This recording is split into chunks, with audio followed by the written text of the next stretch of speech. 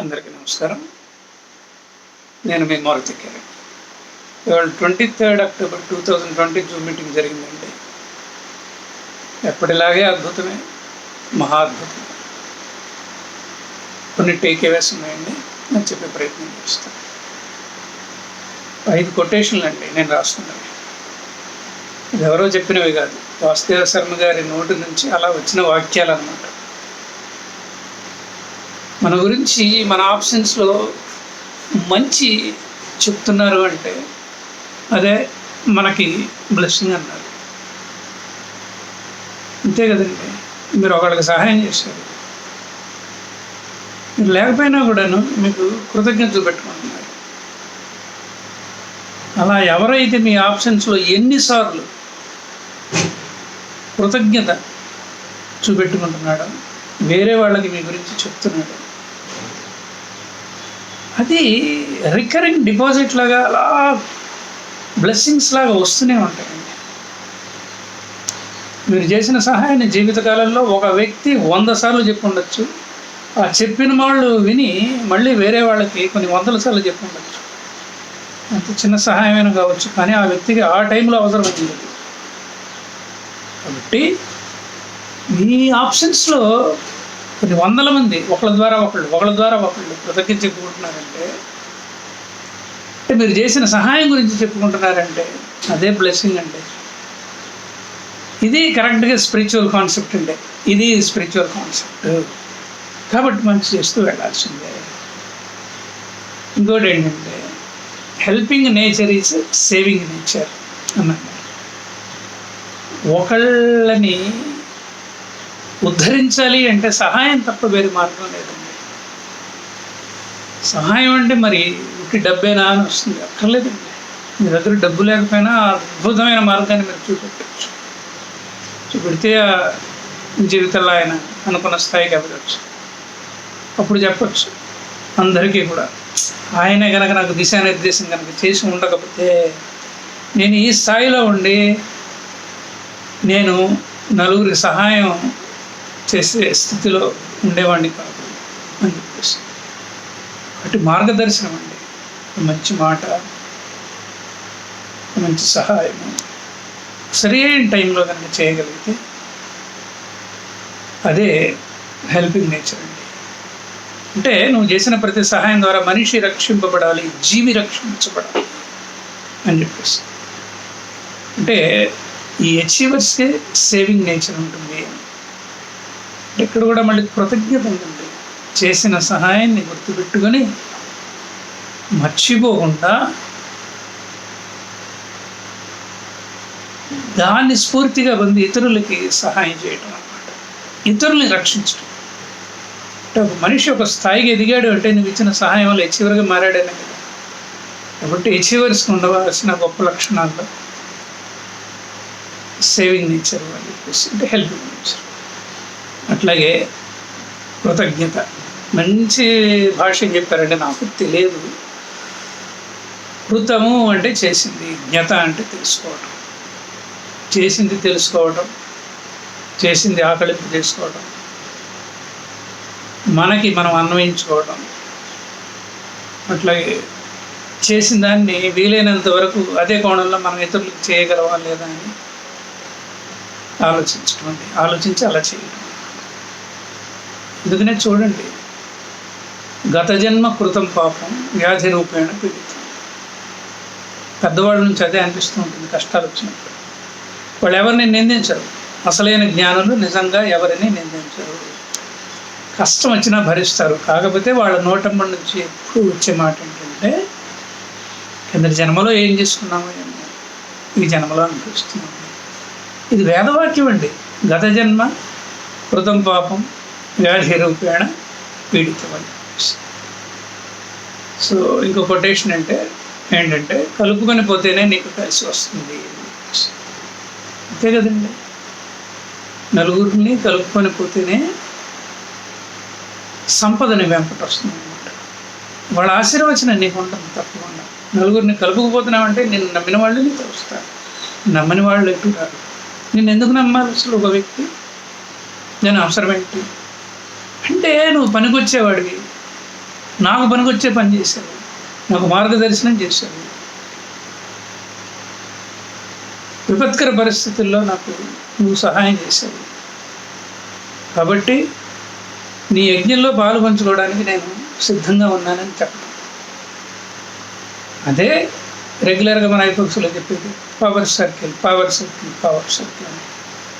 అద్భుతమైన పవన్ రొటీన్ కనుక ఉంటే దాన్ని బలోపేతం చేసుకోవడానికి నీకు తప్పకుండా పవర్ సర్కిల్ కావాల్సిందే. సో కలుపుకొని పోతేనే నీకు కలిసి వస్తుంది అని చెప్పేసి చెప్తారు. ఇప్పుడు మళ్ళీ కృతజ్ఞత దగ్గరకు వచ్చేటప్పుడు ఒక కొటేషన్ చెప్తాను. అదేంటంటే, ఇవ్వటం కూడాను గొప్ప కళ అండి. ఇవ్వటం కూడా గొప్ప కళ. దానికి సంబంధించిన కొటేషన్ ఏంటంటే, ఇమ్ము, శ్రద్ధగా ఇమ్ము, నిశ్చయముగా ఇమ్ము, ఇదే నీ జీవిత రహస్యము. తప్పనిసరిగా నేను చెప్తున్నాను. మా అల్లుడు గారు 2-3 సార్లు అన్నారు, ఇంకలు ఎవరన్నా మనల్ని సహాయం అడిగినప్పుడు మనకు శక్తి ఉంటే ఇచ్చేయటమే బెటర్ అన్నాడు. శక్తి ఉంటే ఇచ్చేయటమే బెటర్ అన్నాడు. అంటూ ఇంకొక మాట అన్నాడండి. అదేంటంటే, దాన్ని మళ్ళీ ఆశించకూడదు. ఎందుకంటే కష్టాల్లో ఉన్నాడు, ఇచ్చాము. రేపొద్దున కష్టం తీరిన తర్వాత ఒక స్థాయి ఎదిగిన తర్వాత అతను ఇవ్వచ్చు, ఇవ్వలేకపోవచ్చు. కాబట్టి నువ్వు ఇస్తున్నావు అంటే దాని గురించి పెద్దగా ఆశించు, మళ్ళీ అతను తిరిగిస్తాడా లేదా అని చెప్పేసి. అలా ఆశించకుండా ఉండే పరిస్థితుల్లోనూ నువ్వు దాన్ని మర్చిపోవాలి. చిన్నవాడైనా నాకు పెద్ద ఫిలాసఫీ నేర్పించాడు మా అల్లుడు గారు, సునీల్ కుమార్ శర్మ, సౌత్ ఆఫ్రికాలో ఆయన పనిచేస్తున్నారు అన్నమాట. అయితే ఇంకోటి ఏంటంటే,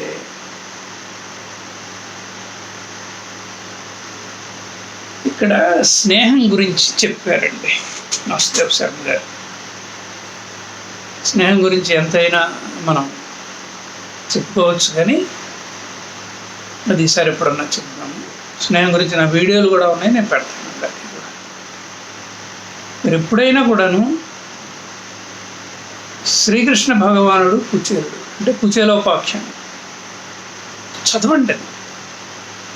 భగవద్గీతలో ఉంటుంది, చదవండి. మంచి తెలుగు వచనం చదవండి. శ్లోకాలు అర్థమైతే చదవండి, దానికి తాత్పర్యం కూడా చదవండి. కుచేల స్నేహం, కుచేలోపాఖ్యానం చదవండి. వారే సలహా మీదకు పెడతాడు కృష్ణుడి దగ్గరికి. కృష్ణుడు దైవాంశ సంభూతుడు, పరమాత్మ కాబట్టి ఆయనకు తెలుసు ఎవరు మన దగ్గరకు వస్తున్నారని చెప్పేసి. చిన్నప్పుడు ఇతనితో ఆడుతున్నవాడే కుచేలుడు. ఎక్కువ చెప్పనండి, ఎంత సాధారణంగా ఆహ్వానించాడంటే, భగవంతుడే శ్రీకృష్ణ భగవానుడే ఎంత సాధారణంగా ఆహ్వానించాడంటే, సభలో ఉన్నప్పుడు అలా పరిగెత్తుకొని వచ్చి కావలించుకొని తీసుకెళ్ళి ఆయన సింహాసనం మీద కుచేలుడిని కూర్చోపెట్టి ఆయన కింద ఉండి, ఒక 3 అడుగుల కింద ఉండి ఆయన పాదాలకి నమస్కరించి ఆ పాదాలని బంగారు పాత్రలో పెట్టి కాళ్ళని కడిగాడండి. కాళ్ళని కడిగినప్పుడు అద్భుతం జరిగింది ఇంకొకటి. అదేంటంటే, రుక్మిణీదేవి బంగారు పాత్ర నుంచి అలా నీళ్లు పోస్తూ ఉంటే శ్రీకృష్ణ భగవానుడు కుచేలు కాళ్ళు కడిగాడు. వర్ణన మటుకు అద్భుతం. ఆ కాళ్ళు కడిగి తన ఉత్తరీయంతో కుచేలుడి యొక్క పాదాలను తుడిచాడు. తుడిచిన తర్వాత నాకు ఏం తెచ్చావు అని అడిగాడండి.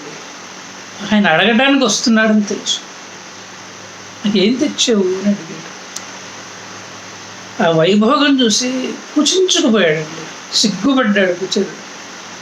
కానీ ఆ స్నేహంలోని గొప్పతనం ఏంటంటే, అటుకులు ఇస్తే ఏం బాగుంటుందని అనుకున్నాడు. అటుకుల మూట తెచ్చాడు పాపం ఇద్దామని. అది ఇస్తే ఏం బాగుంటుందని వెనక్కి ఇలా దాచుకుంటూ ఉంటే శ్రీకృష్ణ పరమాత్మకి తెలియంది ఏముందండి, అవకాశం ఇచ్చాడంతే. గబొక్కున నడుము వెనక చేయి పెట్టి ఆ మూటని లాగి విప్పి 2 గుప్పిళ్ళు తిన్నాడు. తినే అంత కృతజ్ఞత చూపించాడు. అసలు కుచేలోపాఖ్యానం చదవండి, మీ కళ్ళు నిజంగా కన్నీళ్లతో నిండిపోతాయి. ఒక ఆర్ద్రత వస్తుందన్నమాట. పోతన గారు భాగవతంలో కుచేలోపాఖ్యానాన్ని అంత గొప్పగా రాశారు. నాకు చెప్పడం చేత కాదు, అది మటుకు తప్పకుండా చదవండి. ఇంకొకటి కొన్ని విషయాలు భలే చెప్తారు. అదేంటంటే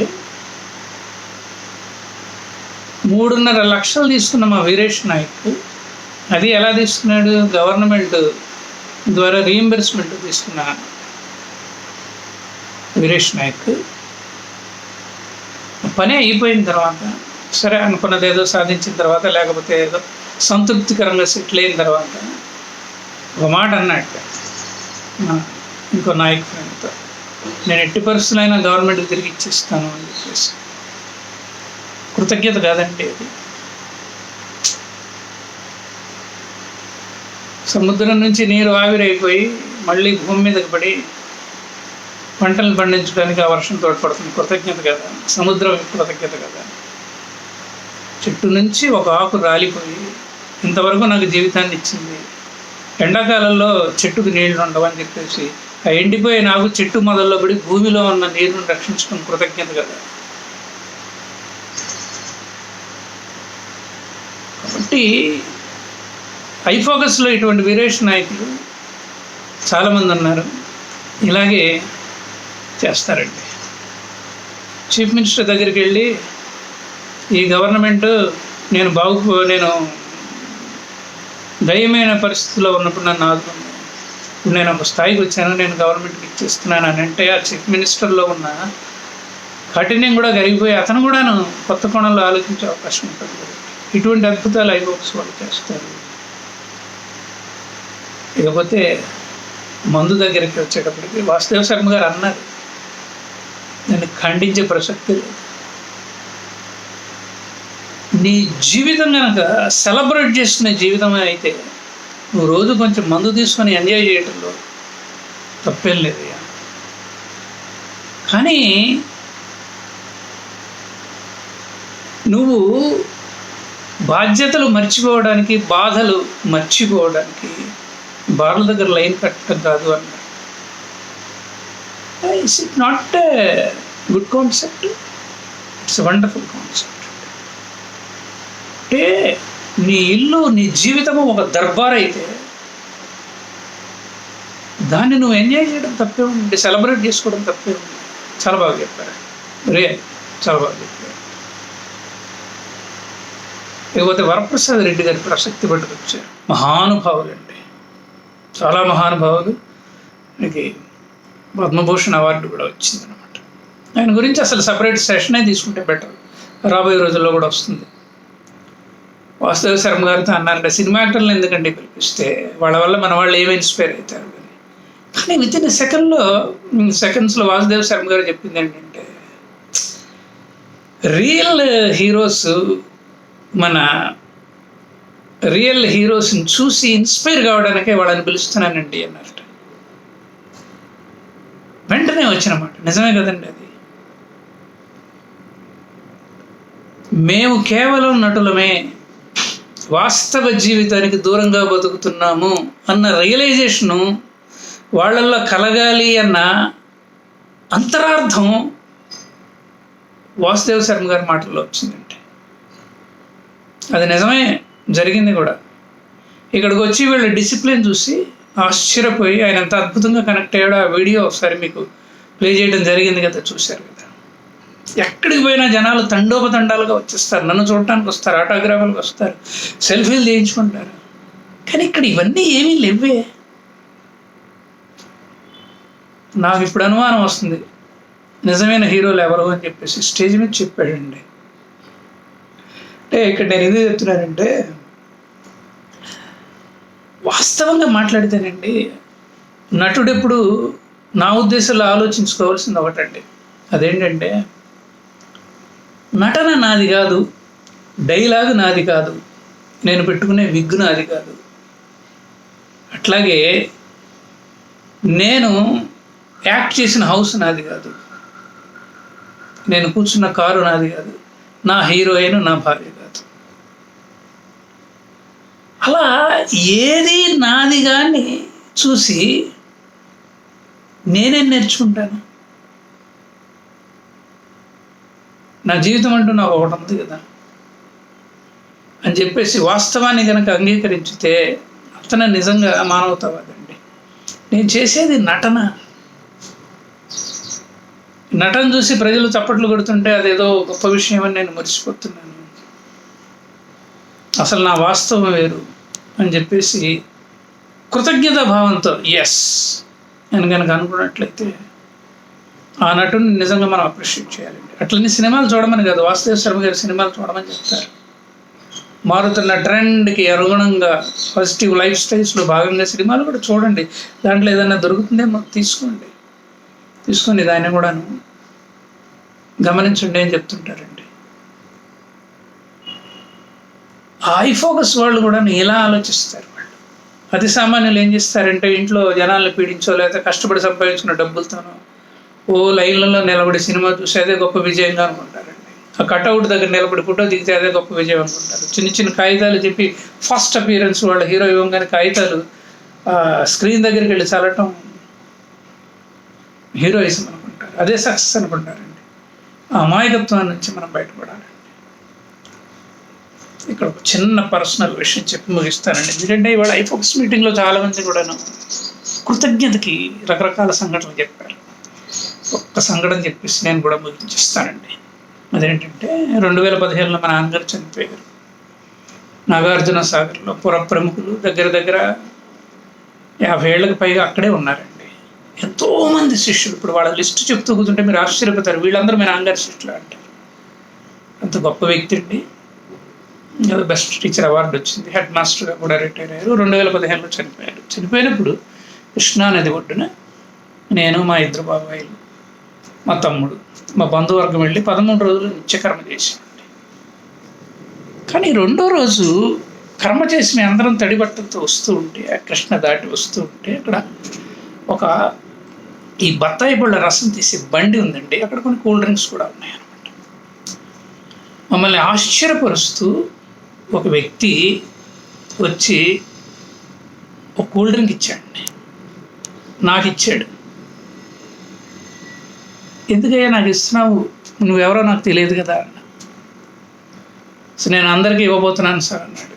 అందరికీ ఇవ్వటం కాదు, అసలు ఎందుకు ఇస్తున్నావో చెప్పన్నా. ఒకటే మాట చెప్పాడండి.